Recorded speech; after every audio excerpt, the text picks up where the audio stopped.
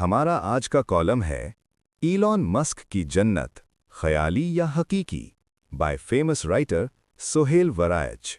इंसानी शऊर ने हमेशा से इंसान के लिए आसानियां और आज़ादियां पैदा करने के ख्वाब देखे हैं। अफलातून की जमहूरिया में भी ऐसा ही ख्वाब देखा गया था कि शायर, फिलॉसफर अगर हुक्मरान हो तो मुआशरे ज़्यादा पुरअमन रह सकेंगे। थॉमस मोर का 16वीं सदी का आइडिया यूटोपिया भी एक ऐसी ख्याली जन्नत थी कि जिसमें इंसान की मेहनत व मुशक्क़त कम हो और आराम व सहूलत ज़्यादा हो। हमारे दौर में जबकि एशिया और यूरोप अपनी अपनी जंगों से परेशान हैं, मईशत को संभालना दुनिया भर में मुश्किल हो रहा है। तीसरी दुनिया के मुमालिक में गुर्बत एक दायमी मसला बन चुका है। इसी मसले ने पाकिस्तान को भी अपने पंजों में जकड़ा हुआ है। मगर अमेरिका में बैठे अरबपति सनतकार और इख्तिराकार इलॉन मस्क ने पेशगोई की है कि वो दिन दूर नहीं जब इंसानों के लिए दायमी फरावानी का मरहला शुरू हो जाएगा। इलॉन मस्क का कहना है कि इंसानों को काम करने की ज़रूरत भी नहीं रहेगी। दौलत की इस मुआशरे में सिरे से कोई अहमियत और कदर ही नहीं होगी। इंसान जो चाहेगा उसे वो मुयस्सर हो जाएगा। आलमी मज़ाहिब में आखिरत के बाद जन्नत का तसव्वुर सादा मानों में यही है कि खुदा से इनाम पाने वाले और दुनिया के इम्तिहान में सुरखरू रहने वालों को जन्नत में भेजा जाएगा, जहां दूध, शहद की नहरों और हूरों की फरावानी होगी। जन्नत के इस मजहबी तसव्वुर को इलॉन मस्क के ख्याल में इस दुनिया में अमली शक्ल देना मुमकिन है। मस्क के मुताबिक मसनूई जहानत और इनसे बनने वाले इंसान नुमा रोबोट तमाम इंसानी ज़रूरियात को पूरा करेंगे। दिलचस्प बात यह है कि चंद साल पहले इलॉन मस्क ने मसनूई जहानत के बढ़ते हुए रुझान को देखकर कहा था कि ये इंसानियत को तबाह कर देगी, मगर अब वो इसी मसनूई जहानत को मुस्तकबिल की इंसानी तरक्की का ज़ामिन समझता है। इलॉन मस्क के ख़याल में वो वक्त आने वाला है जब दुनिया भर में तरक्की की शरह 10% सालाना से बढ़ जाएगी। याद रहे कि पाकिस्तान में ये शरह 2 से 3% है। इलॉन मस्क ने डेवोस, स्विट्ज़रलैंड में वर्ल्ड इकोनॉमिक फोरम के दौरान दावा किया था कि मसनूई जहानत और इंसानी रोबोट दुनिया भर से गुर्बत का खात्मा कर देंगे। याद रहे कि ऐसी जादुई दुनिया की कहानियाँ अरबी, फ़ारसी और उर्दू अदब में कसरत से मिलती हैं, जब माफ़ोकुल फ़ितरत जिन वो काम करते हैं जो इंसान नहीं कर पाता। अक्सर इन कहानियों में बाज़ इंसान इन जिनों को कील लेते या अपने अहकामात का ग़ुलाम बना लेते हैं कि वो उनके कहने पर हर काम करने पर तैयार होते हैं।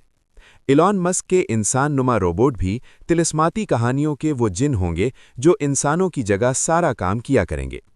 याद रहे कि अलिफ लैलवी और तिलिस्माती कहानियों में शहजादे जादुई कालीनों पर बैठकर उड़ा करते थे। अब शायद इंसान कालीन पर बैठकर तो ना उड़े, मगर उड़न गाड़ियों की तैयारी हो रही है।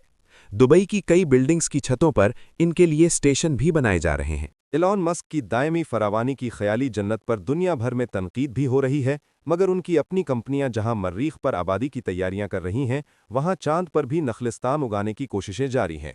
इलॉन मस्क ने पहली इलेक्ट्रिक कार टेस्ला बनाकर कारोबारी और टेक्नोलॉजी की दुनिया में तूफान मचा दिया था। फिर उसने खिलाई सफ़र करके ज़मीन से आगे की दुनिया की तस्खीर का रास्ता खोलने की कोशिश की।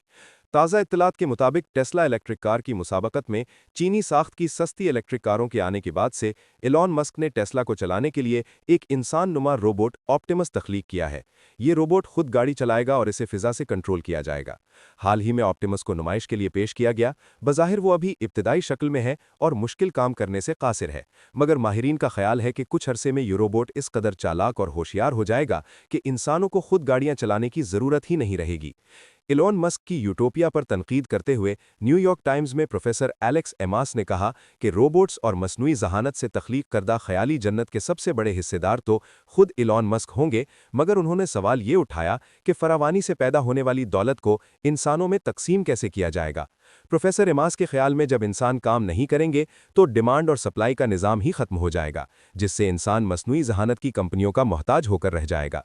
गोया इंसान मसनूई जहानत की कंपनी से दौलत की फरावानी में हिस्सा लेने का अहल तो होगा, मगर इसका इन्हिसार कंपनी पर होगा कि कंपनी मालिक इस फरावानी में कितने बड़े हिस्सेदार होंगे और आम लोग कितने। ایلان مسک کی ٹیسلا کمپنی کی خاتون چیئرپرسن رابن ڈینہم نے وضاحت کرتے ہوئے کہا کہ کمپنی ایک ایسی دنیا بنانا چاہتی ہے جہاں اشیاء اور خدمات و سہولیات کی فراوانی ہو جائے۔ فراوانی اور وسائل و اشیاء کی کثرت کا نظریہ ایلان مسک میں ہی بلکہ 19ویں صدی میں کارل مارکس نے بھی یہ خواب دیکھا کہ سرمایہ داری نظام میں جو مجموعی سرمایہ ہے اسے عوام کا اجتماعی سرمایہ ہونا چاہیے۔ مشہور ماہر معیشت جان کینز نے بھی 1930 میں کہہ دیا تھا کہ جس رفتار سے ٹیکنالوجی ترقی کر رہی ہے اور مالیاتی منافع جات بڑھ رہے ہیں، اس کے نتیجے میں انسان کو ہفتے میں صرف 15 گھنٹے کام کرنا پڑے گا، باقی وقت اس کے لیے فری ہوگا۔ ایلان مسک کی خیالی جنت طلسماتی دنیا اور خوابوں کی سرزمین سے بہت ملتی ہے۔ ایک تقریر میں مسک نے کہا کہ روبوٹ سے آگے نئے روبوٹس بنتے جائیں گے۔ جس طرح طلسماتی اور افسانوی دنیا میں جو آقا سوچتا ہے، اس کا غلام جن اس کو وہ شے لا حاضر کرتا ہے، چاہے وہ بے موسمی پھل ہو یا کسی تاج و تخت کا کنگرا۔ بالکل اسی طرح مسک کہتا ہے کہ انسان جو سوچے گا، روبوٹ اس کو لا کر حاضر کر دے گا۔ اپنی دائمی فراوانی کی تھیوری کی وضاحت کرتے ہوئے ایلان مسک نے ایک انٹرویو میں کہا کہ ترقی لامحدود، پھر کہا کہ دنیا میں ہر انسان کو عالمی طور پر زیادہ سے زیادہ آمدنی ہوگی اور آمدنی اتنی زیادہ ہوگی کہ انسان دائمی فراوانی سے بھی آگے شاندار اور حیران کن ترقی سے فائدہ اٹھا سکے گا۔